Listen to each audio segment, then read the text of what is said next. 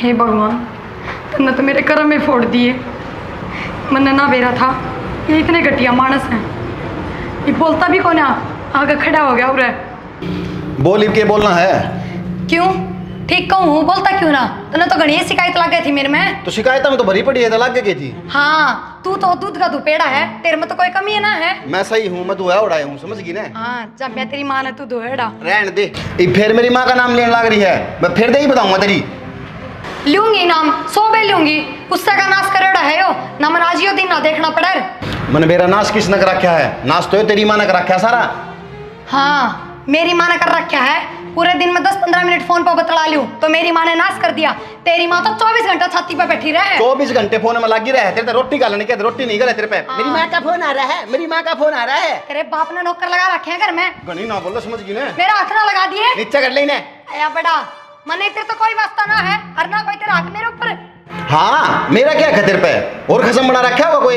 ये चलतर मन ना आवे, तेरे घर में ही चल रहे हैं। तेरी माँ भाड़ा नहीं आवे ये काम, बनना तो कदे ना सीखे। जबान संभाल ले अपनी। मेरी बाणी किसके गल बाज गई? क्यों तू बोल रहा है जब तो तेरी जबान ठीक है, और मैं बोल जाऊँ तो जबान संभाल लूं। कम कौन है वहाँ, तेरा गा जाएगी। आ रही है मेरा आगे ठीक से। मेरे बेरा ने कौन सी घड़ी में करम फुट्टे थे जो पल्ले पड़ी तू? मन्ना ना बेरा, 1 साल भी ना हुई है बयान है। 1 साल ना निकली तो सारी जिंदगी क्यों कर निकलेगी? इस रिश्ता ने खत्म कर दे बस आदुरे। तब तो नू क्या करती? टेंशन ना लो, मैं किम में तू कौन दू तुमने सब की मैं आगे तक करूंगी। क्या कर दिया तूने? अरे जब तो तेरे भी बहुत बड़े बड़े बोल थे, तू भी अपनी बात पे ना रहा। मन्ना ना बेरा, आज सबकी मैं खत्म कर ले बस, कह दी है तेरे ते। रहने दे यार, 24 घंटे फोन में लगी रह कि मैं और काम से कौन इतने लगी रहूंगी, घर का काम क्यों लगी रहेगी? तो गाँव लगी रहूंगी, मेरा काम था वो। क्यों 70-80 कसम से तेरे? मेरे गल फालतू बहसबाजी ना कर।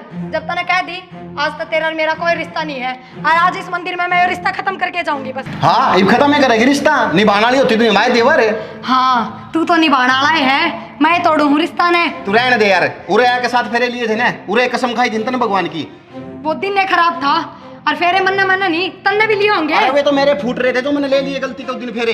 बस ठीक से मेरे गल बहसबाजी ना कर। हाँ तो ना करे मेरे गल बस। और उरे बैठ के कसम खाई थी, उरे बैठ के तलाक ले लिया मेरे गल बस हो रही है। ले लिया मन्ना तो तलाक कई दिन पहले ले लिया था, बस आज तोड़ कर आई सू। हाँ तो कर लेना फिर।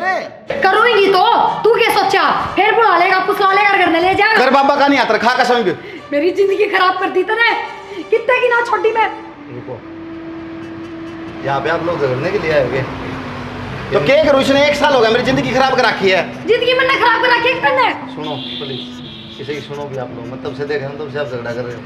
ये मंदिर है, आपका घर नहीं है। अपनी जो खुद की गलती होती है ना, किसी को दिखाई नहीं देती। ये भी यही बोलेगा कि मेरी कोई गलती नहीं है, आप भी यही बोलोगे।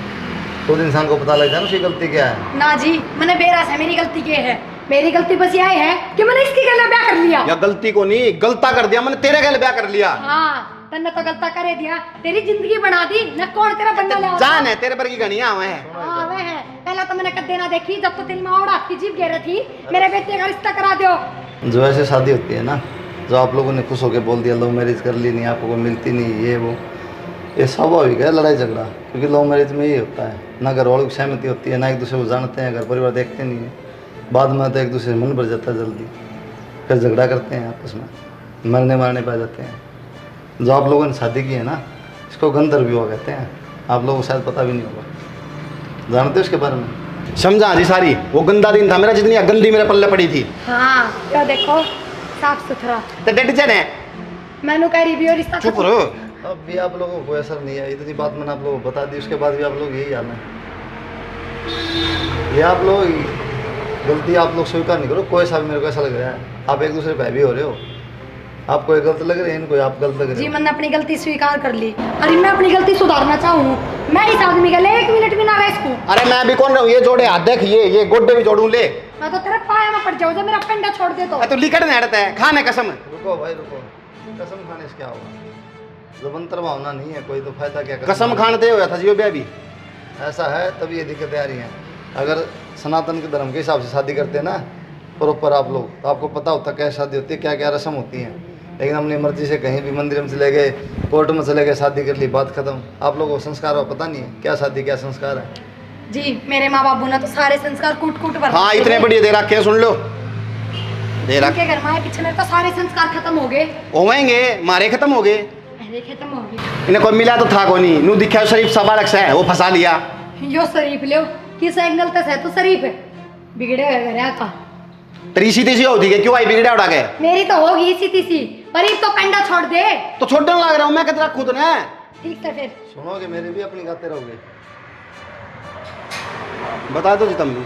बता दूंगा तो जब सुनने की इच्छा होगी आप लोगों की। इन्हें चुप कर लो, सुन लूंगा। जबरदस्ती एक बार आप सुनो दोनों प्लीज़, रिक्वेस्ट आपसे। अग्नि पुराण में है ना कई तरह की शादी बताई है, और उस हिसाब से शादी होती है ना वो कामयाबी होती है। ठीक है, एक होता है ब्रह्म विवाह, जिसमें वर को अपने घर पे बुलाया जाता है और फिर कन्यादान दिया जाता है। ठीक है, और एक होता है आर्ष विवाह, उसमें वर से एक गाय और एक बैल लिया जाता है और कन्यादान किया जाता है। और एक होता है प्राजापत्य विवाह, जिसमें वर क्या करता है, लड़की को मांगता है।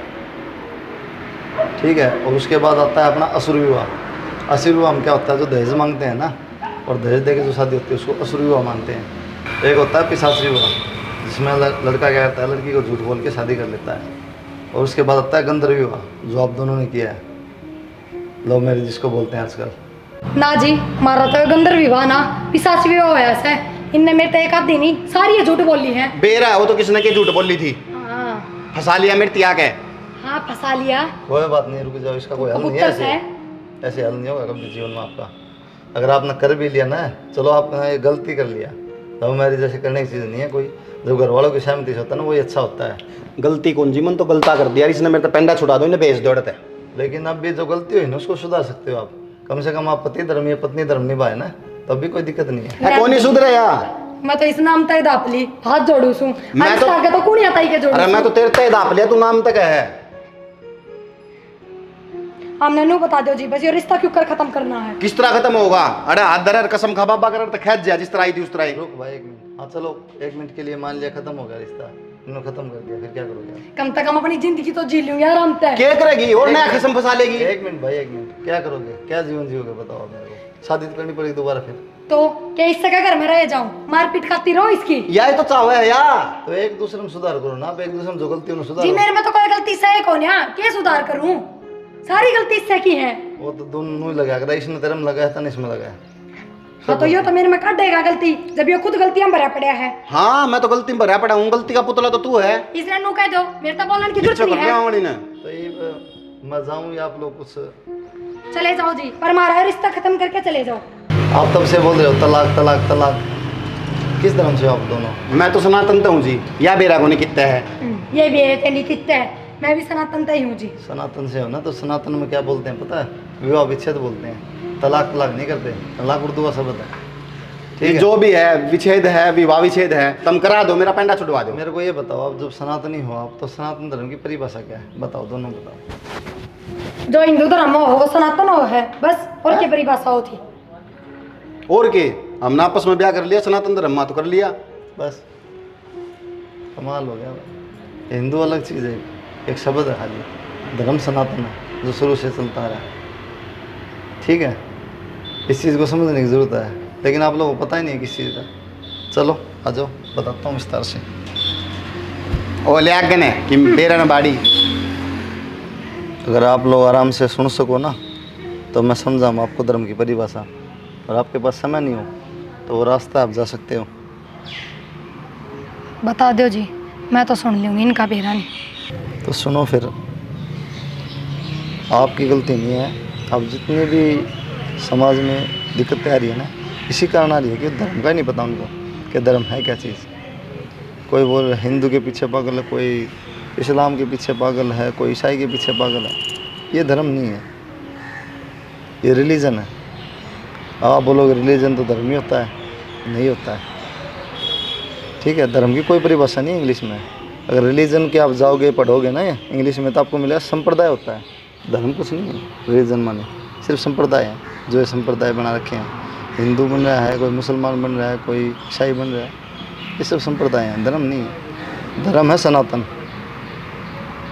जो प्रकृति की शुरुआत से है और अंत तक रहेगा, उसके बिना कुछ संभव नहीं है। इस चीज़ का आप लोगों को पता था? नहीं पता है। अब मेन बात है कि आपसे पूछ ली मैंने, धर्म की परिभाषा क्या है? पता ही नहीं आप लोगों को धर्म की परिभाषा क्या है। क्योंकि धर्म के बिना कोई भी चीज़ नहीं चल सकती है प्रकृति के अंदर, हर चीज़ का धर्म है। अब आपको बता देता हूँ मैं, ये पेड़ है, अब इसका पूछूँ क्या धर्म है? अब आपको नहीं पता, इसका धर्म है फल देना, छाया देना। अगर ये छाया नहीं देगा, फल नहीं देगा, क्या करेंगे लोग? इसको काट के जला देंगे, रोटी सेक लेंगे इससे, क्योंकि इसका धर्म खत्म हो गया। धर्म पे नहीं रहा तो ख़त्म। जो चीज़ धर्म पे नहीं है वो ख़त्म हो जाती है, स्वतः नष्ट हो जाती है। वो प्रकृति का नियम है। ये समुंदर है, उसमें खारा पानी है, किसी भी हिस्से में जाकर चेक करो आप, वो धर्म है उसका, खारा हूँ। अग्नि है, जलाएगी अग्नि, धर्म उसका। आप ऐसी अग्नि बना के दिखाओ जो गर्म ना हो, जो जलाए ना। ऐसी अग्नि बन सकती है? नहीं बन सकती है। उसका धर्म है अग्नि का, वो जलाएगी। किसी के साथ उसकी दोस्ती नहीं है। जैसे इन सब चीज़ों का धर्म बताया ना मैंने आपको, ऐसे ही जीव का भी धर्म है, हमारा भी धर्म है, जो उससे अविभाज्य है, अलग नहीं किया जा सकता। ये प्रकृति की आवश्यकता है। इसमें आप समझोगे ना तो इंसान का क्या है धर्म? सेवा करना, क्योंकि सक्रिय रहता है इंसान। आप कभी देखोगे निष्क्रिय नहीं होगे, निष्क्रिय होगे ख़त्म हो जाओगे, मर जाओगे, ख़त्म। सक्रिय रहेगा इंसान हमेशा, जो जीव है सक्रिय रहेगा। उसका धर्म है, सेवा करेगा वो, चाहे इसमें किसी रूप में करो, माँ बाप की सेवा करो, परिवार की सेवा करो, नौकर बन के मालिक की सेवा करो, या देश की सेवा करो। और इनकी भी नहीं तो आजकल लोग कुत्ते बिल्ली ये सब पाल रहे हैं और इनको भी छोड़ देते हैं, तो फिर वो कम से कम अपनी इंद्रियों की तो कर ही रहा है सेवा। किसी को फ़ोन चलाने का शौक़ है, किसी को वासना है, किसी में कुछ है, तो वो भी अपनी इंद्रियों को संतुष्ट कर रहे हैं, वो भी कुछ ना कुछ कर ही रहे हैं। कहने का मतलब है कि सेवा ही जीवों की सहज प्रवृत्ति है, सेवा करना ही, सक्रिय रहना ही। और इसके भी 4 रूप हैं, 4 रूप में सेवा होती है।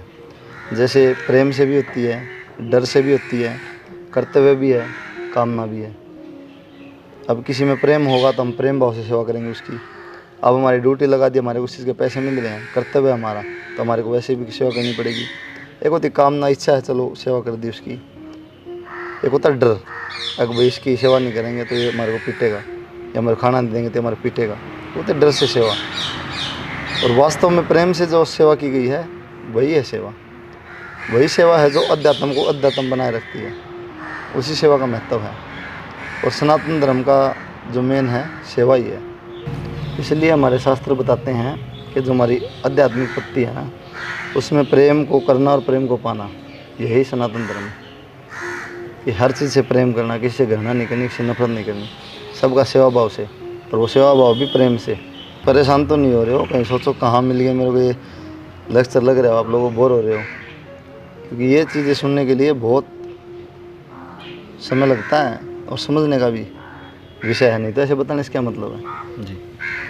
चलो चाय ले लो, थोड़ी चाय दे देंगे।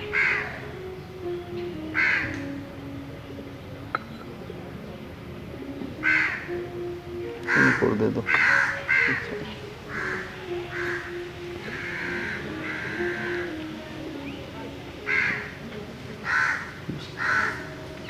और चीज़ और एक्स्ट्रा ले ली मैंने थोड़ी, काफ़ी टाइम बैठेंगे बात करेंगे, थोड़ी बहुत एक्स्ट्रा और लेना चाहिए। वास्तव में जो प्रेम है वही हृदय को संतुष्ट करता है। वो प्रेम का अर्थ है सेवा करना। लेकिन आज के समय में भौतिक संसार में संभव कम है, क्योंकि इंसान किसी लालच से, किसी मतलब से प्रेम करता है। और प्रेम का मतलब यही है कि बिना लालच के, बिना विराम के निरंतर चलता रहे। अब हम किससे प्रेम करेंगे, क्या करेंगे? या तो सौंदर्य देखेंगे उसका कितनी सुंदर है, या उसकी बुद्धि देखेंगे कितनी तेज़ है, या उसमें क्षमता देखेंगे कितनी है, कौशल क्या है, किसी न किसी रूप में देखेंगे अपना लोग, फिर हमारे को उससे प्रेम होता है। इसमें प्रेम की परिभाषा है ऐसी नहीं है। प्रेम का अर्थ है सेवा करना निस्वार्थ भाव से, और ये भौतिक संसार में बहुत कम है। सिर्फ मात्र प्रेम है, जो माँ का प्यार है वो सिर्फ ऐसा है जो निस्वार्थ है, और कोई प्यार नहीं है संसार में। लेकिन क्या है कि समय के साथ में वो भी नहीं रह पाता, क्योंकि माँ भी एक दिन ख़त्म हो जाती है और दूसरा रूप अपना, दूसरा शरीर धारण कर लेती है, तो अपने शरीर को त्याग देती है। वो भी अंतिम नहीं कर पाती प्रेम बच्चे को, उसका भी स्वरूप बदल जाता है। और इस भौतिक जगत में तो बिना स्वार्थ के, बिना मतलब के, और वो भी अनंत प्रेम असंभव है। इन चीज़ों को समझने की ज़रूरत है। ना जितना गहराई में जाओगे, अपने शास्त्र पढ़ोगे, अपने पुराण पढ़ोगे, उनको समझोगे, तो आपको सब पता लग जाएगा कि जीवन में वास्तविकता क्या है, अध्यात्म क्या है, क्या हमें करना चाहिए, पति धर्म क्या है, पत्नी धर्म क्या है। ये होगा ही नहीं कभी आप लोगों के बीच में, कर ही नहीं सकते हो सब पढ़ने के बाद आप लोग। अगर आप पढ़े लिखे हैं, सभ्य हैं, संस्कारित हैं, तो आप समझ जाओगे आपको करना क्या है। वास्तव में होता क्या है कि हम चाहते हैं कि भगवान से प्रेम करें और भगवान हमारे से करे, लेकिन उतना समय हमारे पास होता तो नहीं है। आज के टाइम में उतना समय दे नहीं पाते हम, कहीं ना कहीं उस चीज़ से हम फिर असंतुष्ट रहते हैं, वहाँ से मन हट जाता है। फिर मन कहाँ जाता है, जो आसपास की सुख सुविधाएँ हैं, भौतिक चीज़ें हैं, फिर उनमें मन लग जाता है। धीरे धीरे उनके प्रति आसक्त होने लगता है। आसक्त होएगा तो आसक्ति बढ़ती जाएगी, फिर हम क्या होंगे, वासना के शिकार होंगे, अपनी इंद्रियों को सुख देने लग जाएंगे, फिर वो बढ़ती जाएगी। जितना उनको यूज करें उतना वो बढ़ती जाएंगी, और जब पूरी नहीं होंगी तो हमारे क्रोध आएगा, स्वाभाविक है। और क्रोध आएगा तो फिर बुद्धि का विनाश हो जाएगा। बुद्धि का विनाश हो गया तो हमारे कुछ पता ही नहीं चलेगा हम किस मायाजाल में फंस रहे हैं। फिर से वो भौतिक सुख सुविधा में फंस जाएंगे, मोह माया के चक्कर में फंस जाएंगे। तो हमारा सबसे मेन चीज़ क्या, हमने अध्यात्म की ओर जाना है। हम खुद को अध्यात्म की ओर ले जाएंगे तो वहीं उसी पथ पर ईश्वर मिलेंगे, उसी पर भगवान है। उस चीज़ को हम समझ के फिर भगवान की तरफ चलना पड़ेगा, तभी भगवान को प्राप्त कर सकते हैं। क्योंकि जितना समय हम इतनी भौतिक चीज़ों में देते हैं उतना समय हम भगवान के पास देंगे ना, तो ऑटोमेटिक हमारे को स्वतः महसूस होने लग जाएगा। फिर आप कह रहे हो सनातन धर्म की, तो सनातन धर्म में तो हम हैं ही, वो तो हम मना कर ही नहीं रहे, पर फिर भी ऐसे कर्म क्यों करती हैं पत्नियाँ? नहीं, अकेले पत्नी को दोषी नहीं कर सकते आप, उसमें आप स्वयं भी दोषी हो। अब आप दोनों को पता तो है नहीं धर्म के बारे में, आपने खाली ये तो सुन लिया सनातनी है, हम सनातन धर्म से हैं, लेकिन आपने वैदिक पुराण कुछ पढ़ा तो नहीं है ना, वेद पुराणों की जानकारी है कुछ नहीं है। अध्यात्म तो आपने किया नहीं, खाली किताबी ज्ञान लिया, जो पढ़ा दिया पढ़ लिया, अपना बस घूमे फिरे आप लोग। वास्तविक जो सनातन का ज्ञान है, वैदिक है, सभ्यता अपनी वैदिक पुराणों में जो चीज़ है वो हमने पढ़ी ही नहीं है, हम उनके पास ही नहीं है। तो इनको पता ही नहीं है पत्नी धर्म क्या, आपको पता नहीं है पति धर्म क्या है। अब मैंने धर्म की कितनी परिभाषा दी, अग्नि का धर्म बताया, पेड़ का धर्म बताया, हर चीज़ का धर्म है। वो धर्म पे हैं तो टिके हुए हैं, ऐसे ही हम हैं, हमारे को अपना धर्म पता है, हम धर्म पे चलेंगे, मतलब ही नहीं है झगड़ा हुआ। आगे जी समझ मारे क्या कहना चाहो आप? सबसे बड़ी बात, एक पति और पत्नी के बीच में जो है वो प्रेम भाव होना बहुत ज़्यादा जरूरी है। बिल्कुल बिल्कुल, और वो प्रेम भाव भी कैसा, निस्वार्थ। ये नहीं है कि पत्नी ने बोल दिया कि मेरे लिए सूट लेके आना, मेरे लिए पेंडेंट लेके आना, मेरे लिए साड़ी लेके आना, और लेके आया पति तो अच्छा लग रहा है उसको, प्रेम करी उसे। अगर वो चीज़ें नहीं ला पा रहा है तो उसे नफरत होती जा रही उसको। हाँ, यही तो कहने का मतलब है, दुख में अगर साथ हैं, सुख में साथ हैं, हाँ वही तो चीज़। बिल्कुल, हर चीज़ में साथ रहना है, सक्रिय रहना है पति पत्नी ने। ये नहीं है कि वे दुख आ गया तो उसको छोड़ दिया या नफरत होने लगी, नहीं, ये प्रेम भाव नहीं हो सकता। प्रेम भाव का मतलब सेवा, वो भी निस्वार्थ, वही धर्म है। हाँ जी, मेरे भी समझ में आ गई। मैं भी अपने अध्यात्म की ओर जाऊंगी और अपना कर्तव्य निभाऊंगी। मेन चीज़ क्या है कि हम बच्चों को भी नहीं सिखा रहे हैं, क्योंकि हमें खुद नहीं पता है। हम लोरी सुना रहे हैं उनको, ला ला लोरी, दूध की कटोरी। हम उनको मंत्र क्यों नहीं सिखाते? मंत्र सिखाएंगे तो उनको पता लगे, मंत्र का अर्थ भी बताएं साथ में, ताकि उनको पता लगे मंत्र है क्या चीज़। अब स्कूलों में कई जगह हनुमान चालीसा पढ़ा देते हैं, बच्चे पढ़ लेते हैं, लेकिन उसके बाद भूल जाते हैं, क्योंकि उनको मतलब ही नहीं पता उस चीज़ का।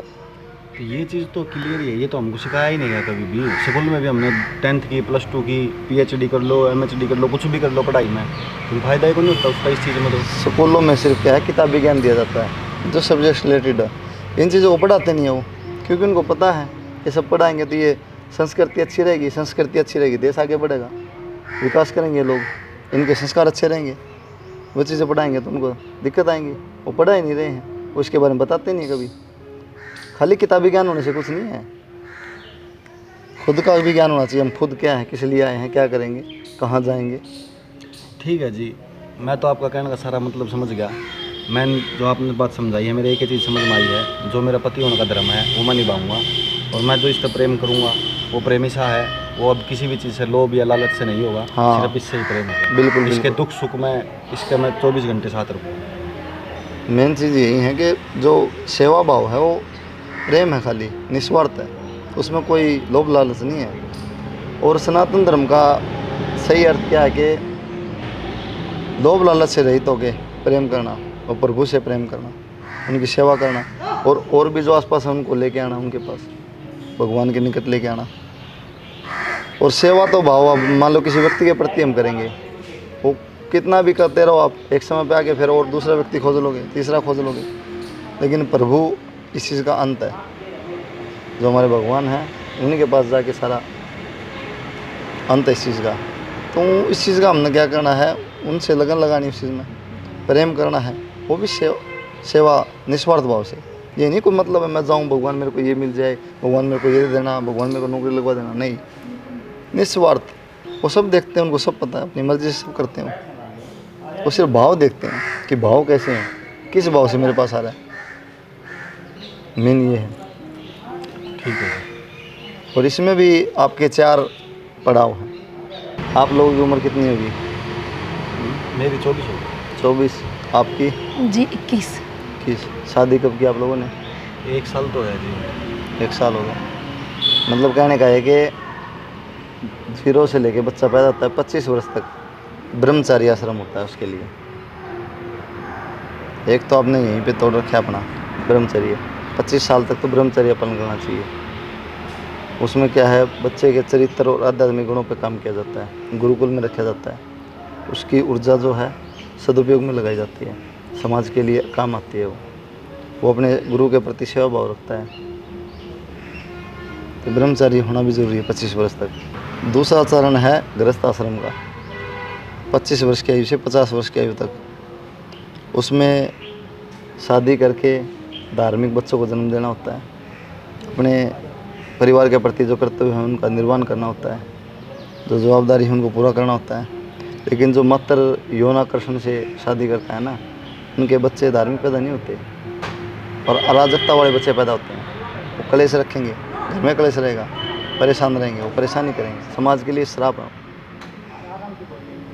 तो गृहस्थ आश्रम का है, वो भी धर्म निभाना है गृहस्थ आश्रम का भी, लेकिन आध्यात्मिक तरह से, जो आध्यात्मिक तरीका है उस तरीके से धर्म निभाना है। इसके बाद आता है तीसरा चरण, वानप्रस्थ आश्रम, जो 50 से लेकर 75 वर्ष तक होता है। उसमें क्या है, इंसान अपनी सारी जवाबदारी पूरी करके और संन्यास की तरफ चल पड़ता है। जंगल में रहता है, समाज से अलग रखता है खुद को, फल सब्जियां खाता है, ज़मीन पे सोता है, मतलब मोह माया के जाल से बचता है। सामाजिक सारी दायित्व पूरे करके निकल लेता है, वो समाज से अलग हो जाता है, परिवार से अलग हो जाता है, वो संन्यास की तरफ चल पड़ता है। ये उसका वानप्रस्थ आश्रम है। और अब जीवन का है चौथा चरण, जो संन्यास से मृत्यु तक ले जाता है हमारे को। उसमें हम क्या है, सामाजिक बंधन से, घर परिवार से, रिश्तेदारों से, सबसे दूर हो जाते हैं। तो उसमें क्या है, जब हमारे प्राण निकलते हैं तो हमारे को दुख नहीं होता है। क्यों? ना तो हमें किसी प्रेम रहा, ना किसी घृणा रही, ना किसी द्वेष, कुछ नहीं, निर्मोह। निर्मोह बोलते हैं ना, किसी से कोई मोह नहीं, उसको कोई मतलब ही नहीं है संसार में क्या हो रहा है। वो चीज़ जिए मरे से क्या फर्क पड़ता है। तो मृत्यु आती है तो हंस के स्वीकार करता है इस चीज़ को, उसको कोई दुख नहीं होता फिर। इसलिए वो जीवन भी ज़रूरी है, इसलिए वो सबसे परे हो जाता है, समाज से, अपने घर से, रिश्तेदारों से, उसको कोई रहता ही नहीं फिर कोई। अब मृत्यु आई, आनंद से हंस के स्वीकार कर लिया। इसलिए सभी व्यवस्था की गई है। लेकिन आजकल इतने भौतिक सुख साधनों में फंसे हैं इंसान, माया मोह माया में से फंस गए हैं, निकल ही नहीं पा रहे। उन्हें कोई मतलब नहीं किसी से, कोई पेट भराई में लग रहा है, कोई किसी में लग रहा है। और ये सब झगड़े की वजह बना दिए हैं। पहले क्या था, 4 वर्ण थे, ब्राह्मण, क्षत्रिय, वैश्य, शूद्र। अब उनको जातियों में बांट दिया, जातियों में बांट के एक दूसरे के पास इल्ज़ाम लगा रहे हैं। वो उसने ऐसा कर दिया, उसने उस कास्ट के बारे में ऐसे बोल दिया, वो आपस में झगड़ने का, मरने का विषय बना दिया। हिंदू मुस्लिम बना दिए, ये सिख ईसाई बना दिए, ऐसे ऐसे सब करके आपस में क्या है तो इंसान। और इंसान का स्वभाव तो वही है, सेवा भाव, जो अपने माँ बाप की करे, परिवार की करे, समाज की करे। वो सिर्फ बस उसमें अपना मतलब ढूंढता है। अगर वो मतलब नहीं ढूंढा ना, निस्वार्थ भाव से सेवा करे, कहीं झगड़े की वजह ही नहीं है। अब मैंने जितना ज्ञान था मेरे पास, समय को देखते हुए मैंने आपको बताया। अब ऐसा नहीं है कि इस चीज़ को जाके अगले दिन आपने भूल जाना है, नहीं, इसको दिमाग में सेव रखना है।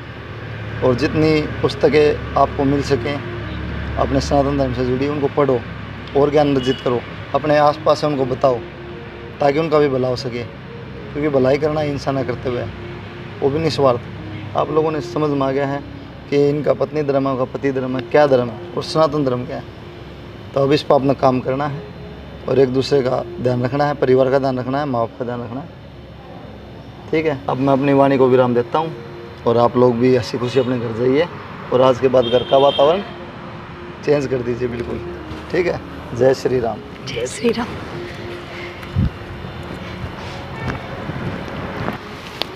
पूरी दुनिया आधुनिक शिक्षा के पीछे भाग ली। पहले गुरुकुल होते थे, कितनी कुछ सिखाया जाता था, खुद पे काम किया जाता था, समाज के बारे में, चरित्र के बारे में। इस आधुनिक शिक्षा ने सब भ्रष्ट कर दिया।